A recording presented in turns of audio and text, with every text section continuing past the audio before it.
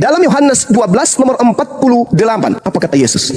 Barang siapa yang menolak aku dan tidak menerima firmanku, dia sudah ada hakimnya, yaitu firman yang telah aku katakan kepada mereka. Firman itulah kelak yang akan menjadi hakimnya di akhir zaman. Anda Yesus memerintahkan manusia beribadah pada hari Minggu? Tak ada. Anda Yesus memerintahkan kemudian menyembah dirinya? Ada. Anda Yesus mengajarkan makan babi? Tak ada. Anda Yesus mengajarkan untuk merasulkan Paulus? Tak ada. Anda Yesus mengajarkan untuk ke gereja? Tak ada. Anda Yesus mengajarkan untuk tidak bersunat? Tak ada.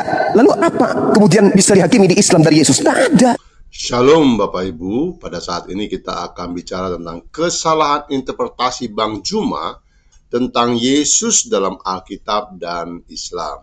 Mari. Bang Juma berpendapat bahwa Yesus tidak mengajarkan orang Kristen untuk beribadah pada hari Minggu, menyembahnya, makan babi, menerima kerasulan Paulus, atau pergi ke gereja. Oleh karena itu, menurutnya, Yesus tidak akan menghakimi orang Islam di akhir zaman. Namun pernyataan ini mengandung banyak kesalahan logika dan kesalahpahaman tentang ajaran Yesus. Berikut ini adalah bantahan terhadap klaim Bang Juma dengan menggunakan Alkitab, Al-Quran, dan logika. Yang pertama, Yohanes 12:48 tidak berarti Yesus bukan hakim di akhir zaman. Bang Juma mengutip Yohanes 12:48 untuk menegaskan bahwa firman Yesuslah yang menjadi hakim, bukan Yesus sendiri. Barang siapa menolak aku dan tidak menerima perkataanku, ia sudah ada hakimnya, yaitu firman yang telah kukatakan. Itulah yang akan menjadi hakimnya pada akhir zaman. Namun, ayat ini tidak berarti bahwa Yesus tidak berperan sebagai hakim. Justru dalam banyak ayat lainnya di Alkitab, Yesus sendiri disebutkan sebagai hakim. Matius 25 ayat 31-32 dikatakan, apabila anak manusia datang dalam kemuliaannya dan semua malaikat bersama-sama dengan dia, maka ia akan bersemayam di tahta kemuliaannya. Lalu semua bangsa akan dikumpulkan di hadapannya dan ia akan memisahkan mereka seorang dari yang lain seperti gembala memisahkan domba dari kambing. 2 Korintus 5 ayat 10 dikatakan, sebab kita semua harus menghadap tahta pengadilan Kristus, supaya setiap orang memperoleh apa yang patut diterimanya, sesuai dengan yang dilakukannya dalam hidupnya, baik ataupun jahat. Jadi, Yesus memang akan menjadi hakim di akhir zaman, dan firman-Nya adalah dasar penghakiman. Yesus tidak hanya berbicara tentang firman-Nya sebagai hakim, tetapi juga bahwa ia sendiri yang akan menghakimi manusia. Apakah Yesus mengajarkan untuk beribadah pada hari Minggu? Bang Juma menanyakan apakah Yesus pernah memerintah untuk beribadah pada hari Minggu. Memang benar, tidak ada ayat eksplisit yang mengatakan Yesus memerintahkan ibadah pada hari Minggu. Namun ada alasan kuat mengapa orang Kristen beribadah pada hari Minggu. Pertama, Yesus bangkit pada hari Minggu.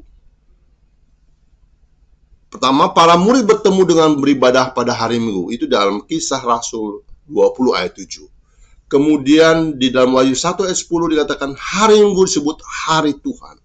Jadi meskipun Yesus tidak memberikan perintah langsung untuk beribadah pada hari Minggu, tradisi ini sudah dimulai oleh para rasul berdasarkan kebangkitannya dan ajaran mereka yang diinspirasi oleh Roh Kudus. Apakah Yesus pernah memerintahkan untuk menyembahnya? Yesus tidak pernah secara eksplisit mengatakan sembahlah aku.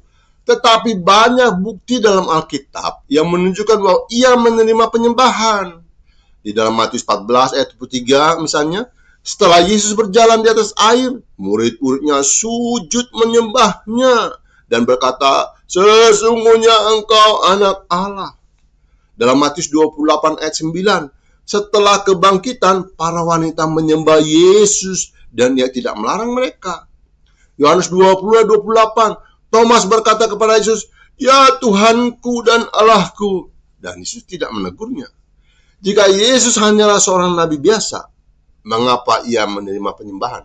Apakah Yesus mengajarkan makan babi? Yesus tidak pernah secara eksplisit berkata, makanlah babi. Tetapi dalam Markus 7 ayat 18-19, ia menyatakan bahwa makanan tidak menajiskan manusia. Tidak tahukah kamu bahwa segala sesuatu dari luar yang masuk ke dalam seseorang tidak dapat menajiskannya? Karena bukan masuk ke dalam hati, tetapi ke dalam perutnya, lalu dibuang ke jamban. Dengan demikian, ia menyatakan semua makanan halal. Di dalam Markus 7 ayat 19 dikatakan, ia menyatakan semua makanan halal. Jadi ajaran Yesus membuka jalan bagi perubahan aturan makanan yang kemudian dipertegas dalam Kisah Rasul 10 ayat 13-15 ketika Petrus mendapatkan penglihatan dari Tuhan bahwa semua makanan telah dihalalkan. Bang Juma, saya mau bertanya begini Bapak Juma.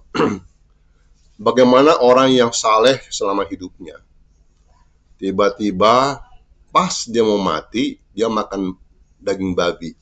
Pertanyaannya, dia masuk surga enggak?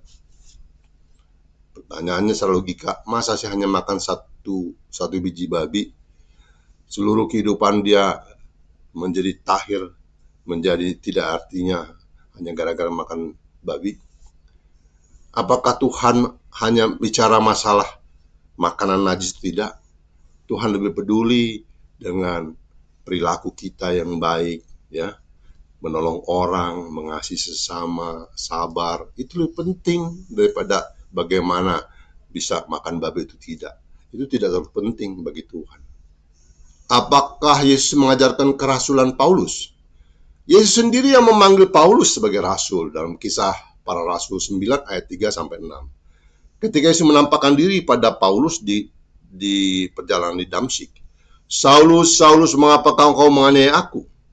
Paulus dipilih langsung oleh Yesus untuk memberitakan Injil kepada bangsa-bangsa lain. Baca Kisah Rasul 9 ayat 15. Kesalahan Bang Juma. Pertama, salah memahami Yohanes 12 ayat 48. Seolah-olah Yesus tidak berhak menjadi hakim. Padahal banyak ayat lain yang menyatakan bahwa Yesus adalah hakim di akhir zaman. Bahkan hadis juga mengatakan Yesus sebagai hakim yang adil. Mengapa Yesus tidak mengajarkan penyembahan kepadanya, padahal Yesus menerima penyembahan berkali-kali. Dan berikutnya, salah memahami ajaran perjanjian baru, karena ibadah hari Minggu, makanan halal, dan sunat memiliki konteks tersendiri dalam perkembangan ajaran Kristus dan para rasul.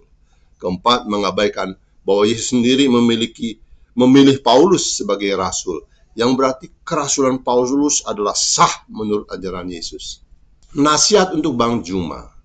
Dari seluruh pernyataan Bang Juma, saya menangkap bahwa Anda tidak memiliki pendidikan teologi Kristen. Bahkan Anda tampaknya tidak pernah belajar di perguruan tinggi, karena pemikiran Anda selama ini tidak menggunakan metode ilmiah dalam mengolah teks Alkitab.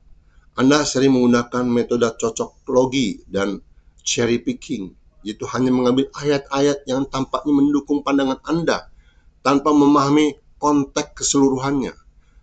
Pendekatan seperti ini tidak menghasilkan pemahaman yang benar, tapi justru memperkuat kesalahpahaman dan bias pribadi.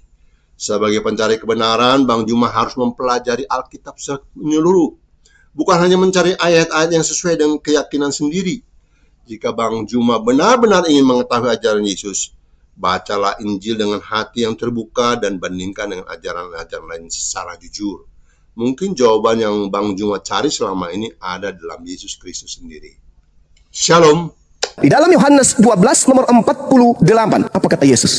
Barang siapa yang menolak aku dan tidak menerima firmanku, dia sudah ada hakimnya, yaitu firman yang telah aku katakan kepada mereka. Firman itulah kelak yang akan menjadi hakimnya di akhir zaman. Anda Yesus memerintahkan manusia beribadah pada hari Minggu? Tak ada. Anda Yesus memerintahkan kemudian menyembah dirinya? Ada. Anda Yesus mengajarkan makan babi? Tak ada. Anda Yesus mengajarkan untuk merasulkan Paulus? Tak ada. Anda Yesus mengajarkan untuk ke gereja? Tak ada. Anda Yesus mengajarkan untuk tidak bersunat? Tak ada.